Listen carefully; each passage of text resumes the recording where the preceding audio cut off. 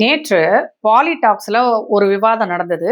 அதுல பாரி அவர்கள் ஸ்டெப்பின்னு ஒரு வார்த்தைய திருப்ப திருப்ப சொல்லிட்டே இருந்தாரு. அவர் சொன்னதெல்லாம் ஆரிய படையெடுப்ப பத்தி தான் பேசுறதுக்காக அத சொன்னாரு. ஆனா ஆரிய படையெடுப்பு ஒன்று இல்லவே இல்ல. குறிப்பா சொல்லணும்னா, நெறைய பேர் வெளியில இருந்து வந்தாங்க. ஏன் தமிழ்நாட்டிலயும் அதேதான். இப்ப உசிலம்பட்டி பக்கத்துல கள்ளர் சமூகத்தை சேர்ந்த விரும்பாண்டி என்பவருடையது ஜீன் எடுத்தப்ப, அது ஆப்பிரிக்க ஜீனோட ஒத்துப்போச்சு. 60,000 வருஷத்துக்கு முன்னாடி ஆப்பிரிக்கர்கள் இங்க வந்தாங்களாம். இத கண்டுபிடிச்சிருக்கிறாங்க. இன்னும் சொல்லப்போனா உசிலம்பட்டி கள்ளர்களா இருக்கட்டும், இல்ல பிரமலை கள்ளர்கள், ஒரு சில குறிப்பிட்ட வன்னியர்கள், இவங்க கிட்ட இந்த ஜீன் இருக்கு. இதுல என்ன தெரிய வருதுன்னா, மனிதர்கள் தோன்றின காலத்துல இருந்தே ஒவ்வொரு இடமா மாறிக்கிட்டு தான் இருக்கிறாங்க. அதே மாதிரிதான் ஆப்பிரிக்கால இருந்து 60 வருஷத்துக்கு முன்னாடி வந்தாங்க. இந்தஸ் வேலி சிவிலைசேஷன், அதாவது சிந்து சமவெளி நாகரிகத்துக்கு அப்புறம் நிறைய இடங்கள்ல இருந்து இந்தியாவுக்குள்ள வந்தாங்க. அதுல சில பேரு ஐரோப்பாவில இருந்தும் வந்தாங்க. அதுதான் ஸ்டெப்பி அப்படிங்கிறது. அவங்க இன்வேஷன் எல்லாம் கிடையாது. அவங்க எல்லாம் நம்மளை தாக்கலாம் இல்ல.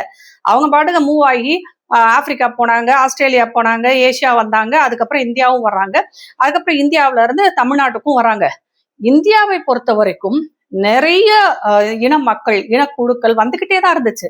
ஏன்னா அவ்வளவு செல்வ செழிப்பா இருந்ததுனால அந்த மக்கள் இங்க செட்டில் ஆக ஆரம்பிச்சாங்க.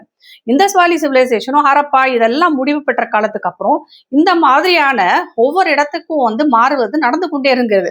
எங்கெல்லாம் ஆறுகள் இருக்கோ அங்கெல்லாம் செட்டில் ஆனாங்க. அங்கங்க கல்யாணம் பண்ணிக்கிட்டாங்க, குழந்தை பெற்றுக்கிட்டாங்க. இது ஒன்னோட ஒன்னாதான் இருந்தது. அதற்காக இவங்க சொல்றாங்க இல்லையா, ஆரியர்கள் படையெடுத்து வந்தாங்க, இங்க குடும்பப்படுத்துறாங்க, அதெல்லாம் எதுவுமே கிடையாது. இது எல்லா ஊர்லயும் நடக்கும், எல்லா நாடுகள்லயும் நடக்கும்.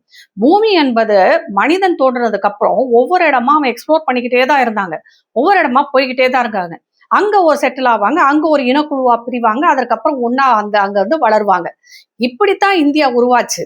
இந்தியர்களும் உருவானாங்க. அங்கங்க அப்புறம் மொழி, கலாச்சாரம் அது இதுன்னு தனித்தனியா பிரிஞ்சு ஒரு ஒரு குழுவா வாழ ஆரம்பிச்சாங்க. இப்படிதான் தமிழ்நாட்டுல தமிழர்களும் சேர்ந்தாங்க. அதனால இந்தியா இவங்களுக்கு தான் சொந்தம், அவங்களுக்கா சொந்தம்னு நம்ம சொந்தம் கொண்டாடுறதுக்கு ஒண்ணுமே கிடையாது. எல்லா மனிதர்களுக்கும் இந்த பூமி என்பது சொந்தமானதுதான். அதுல நாம எப்படி வாழ்றோன்றதை தான் நம்ம பார்க்கணும். அதை விட்டுட்டு இந்த மாதிரி தமிழ் தேசியம் பேசிக்கிட்டு பிரிவினையை விதைக்கும் இந்த மாதிரியான ஆட்கள்ல நம்ம ரொம்பவே ஜாக்கிரதையா இருக்கணும்.